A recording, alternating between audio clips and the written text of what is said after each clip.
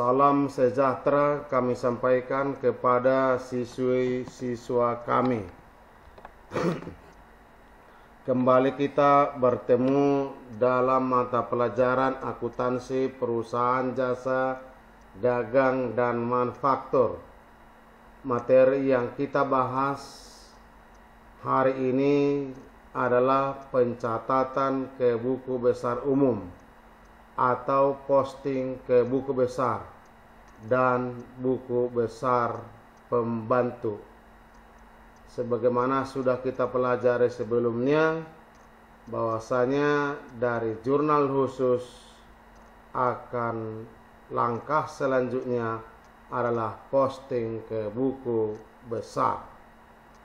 Jurnal khusus sudah kita bahas pada pertemuan sebelumnya.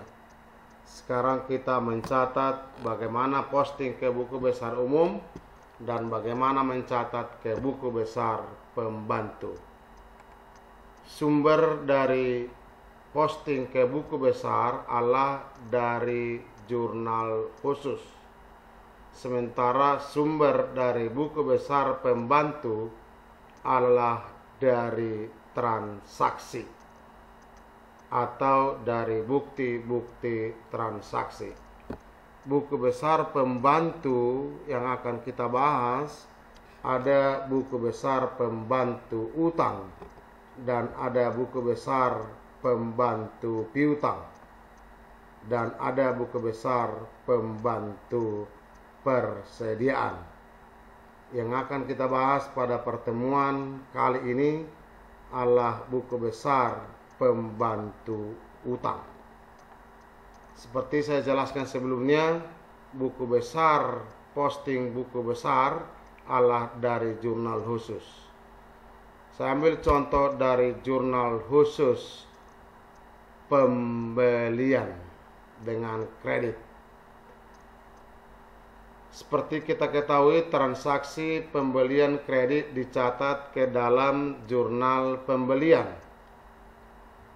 Setiap terjadi pembelian kredit akan mengakibatkan terjadinya hutang kepada kreditur atau kepada penjual. Pada perusahaan dagang biasanya melakukan pembelian itu, pembelian kredit bukan hanya kepada satu pihak, tetapi bisa kita beli barang dengan banyak pihak atau banyak pemasok. Perusahaan yang mempunyai hutang kepada beberapa pihak atau beberapa kreditur, maka diperlukanlah buku khusus yang digunakan untuk mencatat perubahan hutang kepada setiap kreditur yang kita sebut buku besar pembantu hutang. Sehingga buku besar pembantu hutang itu nanti bisa saja lebih dari satu, bisa dua, bisa tiga, bisa empat, tergantung kepada pihak siapa saja kita melakukan pembelian atau kepada siapa saja kita melakukan atau mempunyai hutang. Dengan disediakan buku besar pembantu hutang, maka setiap terjadi transaksi pembelian harus dicatat ke jurnal pembelian dan juga ke buku besar pembantu hutang. Seperti saya katakan tadi, buku besar akan bersumber dari jurnal khusus. Jikalau buku besar pembantu hutang berasal dari bukti transaksi. Sekarang kita bahas bagaimana mencatat ke jurnal khusus pembelian. Ini ada beberapa soal, tanggal 5, tanggal 8, tanggal 12, dan selanjutnya akan kita catat ke jurnal khusus pembelian. Inilah jurnal khusus pembelian. Ini tidak perlu saya jelaskan karena sudah kita jelaskan sebelumnya. Nah, setelah dilakukan jurnal khusus pembelian, kita susun jurnal khusus pembelian seperti yang kita pelajari sebelumnya, maka kita susunlah rekapitulasi. Rekapitulasinya ada seperti ini. Akun yang di debit, pembelian 17 juta, perlengkapan toko 1 juta, peralatan kantor 800, perlengkapan kantor 200, sehingga total yang di debit 19 juta. Demikian juga akun-akun yang di kredit. Akun-akun yang di kredit ada utang dagang 19 juta. Setelah kita buat rekapitulasi, maka kita posting ke buku besar. Maka buku besar mana yang akan kita buat? Maka buku besar yang ada di rekapitulasi. Buku besar yang ada di rekapitulasi. Itulah kegunaan kita lakukan rekapitulasi setelah jurnal khusus. Maka yang kita susun adalah buku besar pembelian, kita susun buku besar perlengkapan toko, kita susun buku besar peralatan kantor, kita susun buku besar peralatan kantor, perlengkapan kantor, kita susun buku besar hutang. Pertama kita susun buku besar pembelian. Perhatikan bagaimana prosedurnya. Dari jurnal pembelian maka kita buatlah jurnal buku besar pembelian. Ini buku besar pembelian. Ada kolom tanggal, ada kolom tanggal, ada kolom keterangan, ada kolom ref, ada kolom debit, ada kolom kredit, ada kolom saldo, ada nomor. Kolom tanggal kita isi tanggal 31 Juli. Kenapa 31 Juli? Karena posting ke buku besar jikalau bersumber dari jurnal khusus adalah dilakukan setiap akhir bulan. Posting dilakukan setiap akhir bulan. Nomor akun pembelian ada nomor 511. Ini sudah kita bahas sebelumnya. Ref diisi dari jurnal mana kita ambil itu. Kalau dari jurnal pembelian, maka kita singkat buat JPB, jurnal pembelian. Dari jurnal pembelian mana? Kalau jurnal pembelian halaman 1, kita buatlah JPB 1. Kita kembali ke jurnal khusus. Kita pembelian. Pembelian saldonya 17 juta. Pembelian saldonya 17 juta. Maka kita buatlah pembelian 17 juta.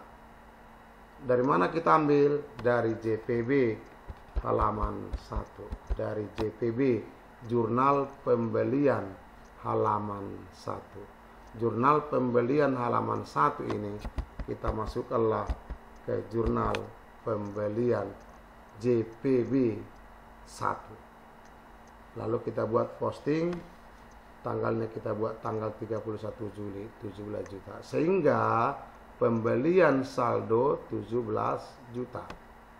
Demikian juga selanjutnya.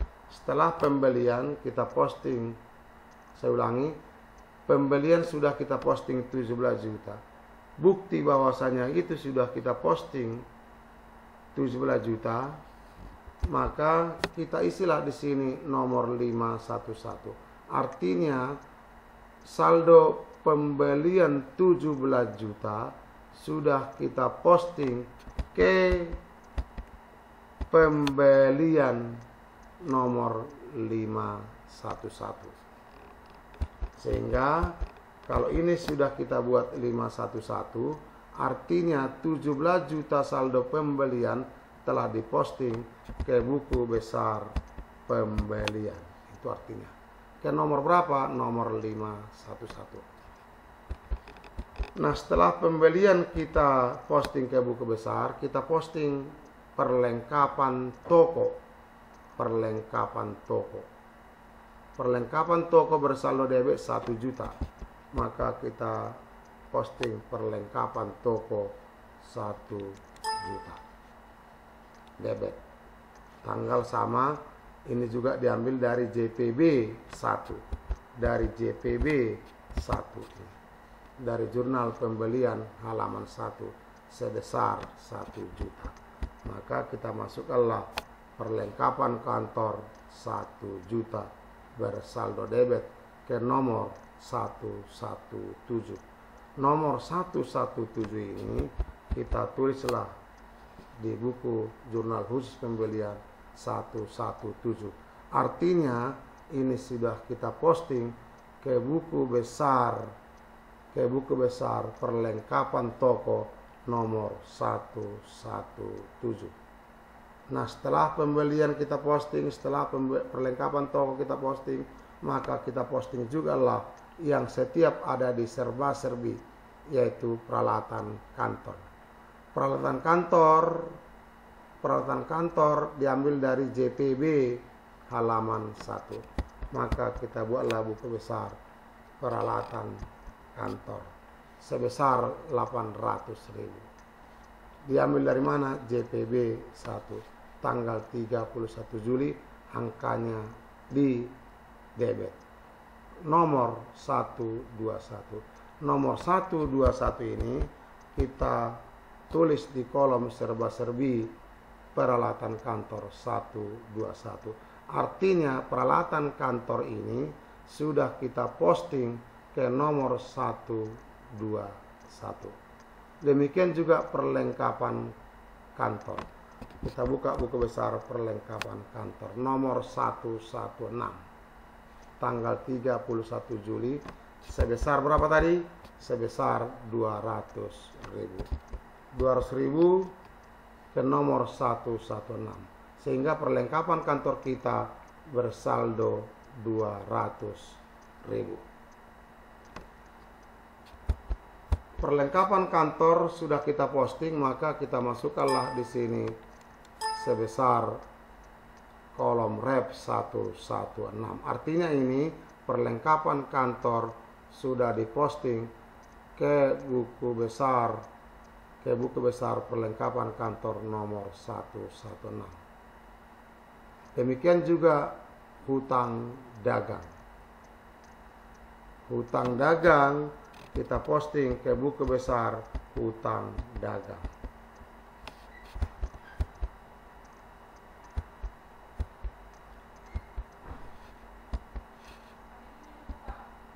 Dagang 19 juta.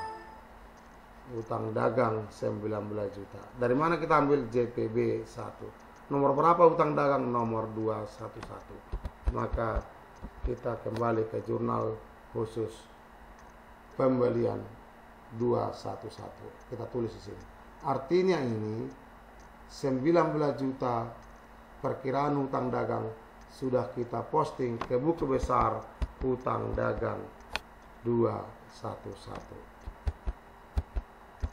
Jikalau itu belum dinomori, berarti jikalau misalnya ini belum ada 211, berarti buku besar hutang dagang belum diposting. Demikian juga peralatan kantor 121. Jikalau belum ada nomor diisi di sini, berarti belum diposting. Demikian juga perlengkapan toko, kalau tidak ada 117 di sini berarti belum diposting. Kalau belum ada nomor perkiraan di kolom pembelian, artinya belum diposting. Artinya nomor perkiraan ini diisi setelah dimasukkan ke buku besar yang bersangkutan. Demikian teorinya. Langkah selanjutnya adalah membuat ke buku besar pembantu hutang. Kembali saya ingatkan, buku besar pembantu hutang itu bersumber dari soal atau bersumber dari tanggal dari transaksi. Kita Anda lihat 5 penerimaan faktor usaha dagang maju. Berarti kita beli ke usaha dagang maju sebesar 2.400.000. Berarti utang kita ada di usaha dagang maju sebesar 2.400.000 karena kita beli dengan kredit. Nah, kita masukkanlah itu ke buku besar pembantu utang maju. Buku besar pembantu utang toko maju ini. Tanggal berapa deh? Tanggal 5. Kolom keterangan kita isi faktur, tanggalnya kita isi tanggal transaksi. Dari mana kita ambil? JPB 1, jumlahnya 2.400.000 kredit, saldonya 2.400.000. Kemudian tanggal berapa lagi ada transaksi utang yang berhubungan dengan maju? Kembali kita ke soal. Kalau kita lihat soal lagi, usaha dagang maju tanggal 5. Kemudian tanggal 15 penerimaan, tanggal berapa lagi usaha dagang maju? Tanggal 22. Dibeli lagi usaha dagang maju, berarti utang kita bertambah sebesar 4.600.000. Maka ini juga kita masukkan ke buku besar pembantu usaha dagang maju. Kita lihat usaha dagang maju. Tambah 4.600.000. Sehingga utang kita kepada usaha dagang maju sebesar 7 juta. Kita kembali ke transaksi. Selain maju, kepada siapa saja kita punya utang? Kepada Laksana, dibeli perlengkapan 600.000. Maka kita bukalah buku besar Laksana sebesar 600.000. Buku besar pembantu Laksana sebesar 600.000. Tanggal yang lain ada lagi 400.000. Maka utang kita kepada Laksana adalah sebesar 1 juta. Keterangan isi dengan faktor. Demikian juga kepada siapa lagi? Kita lihat soal. Kepada Laksana, kepada Mekar lagi, kepada Mekar. Maka kita buat buku besar pembantu Mekar. Demikian Mekar. Sebesar 4 juta. Maka utang kita kepada Mekar 4 juta. Kembali kita kepada soal. Kepada siapa lagi? Kepada Mekar, kepada Mawar. Kita buka buku besar pembantu Mawar. Kita buka buku besar pembantu Mawar. Ini Mawar. 1 juta. Buku besar apa lagi? Kita kembali ke soal. Mawar. Kemudian dibeli lagi usaha dagang maju. Usaha dagang maju kan sudah ada kita susun tadi. Laksana sudah kita susun juga. Terakhir Eka. Kita buatlah buku besar pembantu Eka. Buku besar pembantu Eka sebesar 6 juta. Maka dengan demikian utang kita kepada Eka 6 juta, utang kita kepada Laksana 1 juta, utang kita kepada Maju 7 juta, utang kepada Mekar 4 juta, dan utang kepada Mawar sebesar 1 juta. Lalu kenapa utang ini kita urutkanlah supaya bagus, memudahkan pencarian? Kita urutkanlah berdasarkan abjad. Eka, Laksana, kemudian Maju, Mekar. Artinya kita susun berdasarkan abjad. Terakhir Mawar. Nah, setelah kita susun daftar saldo utang, setelah kita susun buku besar pembantu utang, maka kita susunlah selanjutnya daftar saldo utang. Daftar saldo utang ini adalah saldo utang masing-masing kreditur, masing-masing utang kita kepada kreditur. Tadi ada Mawar, ada Eka, ada Laksana. Berapakah utang kita? Saldo tadi kalau kita lihat, kalau sampai sekarang kita susun buku besar pembantu utang, maka utang kita kepada si Eka 6 juta. Utang kita kepada si Bandung, kepada si Laksana 1 juta. Utang kita kepada Maju 7 juta. Utang kita semekar 4 juta. Dan kepada si Eka.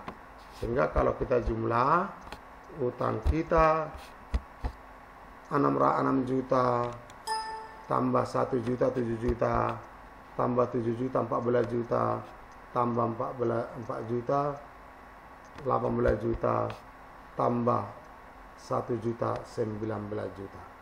Berarti utang kita semua 19 juta. Kembali kita lihat kembali ke buku besar utang. Berapakah buku besar utang?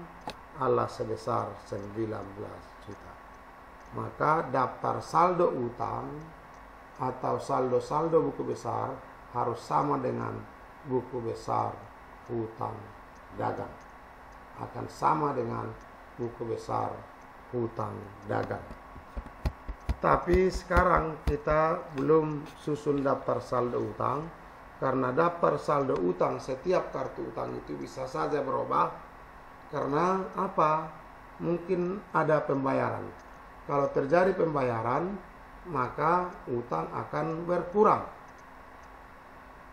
Maka saldo utang akan berkurang. Karena saldo utang akan berkurang, dari mana kita ketahui jika ada pembayaran? Jika ada retur pembelian, utang akan berkurang. Kalau dilakukan pembayaran, utang akan berkurang. Maka utang kita yang sudah kita catat kepada Mawar 1 juta, mungkin saja berubah nanti. Maka transaksi selanjutnya adalah menyusun daftar saldo utang. Dengan demikian kata lain, buku besar pembantu hutang ini, jikalau kita jumlahkan, kembali kita jumlahkan 6 juta, 1 juta berarti 7 juta, tambah 7 juta 14 juta, tambah 4 juta 18 juta, tambah 1 juta 19 juta, berarti 19 juta lah semua. Nah, 19 juta itu harus sama dengan buku besar hutang dagang 19 juta.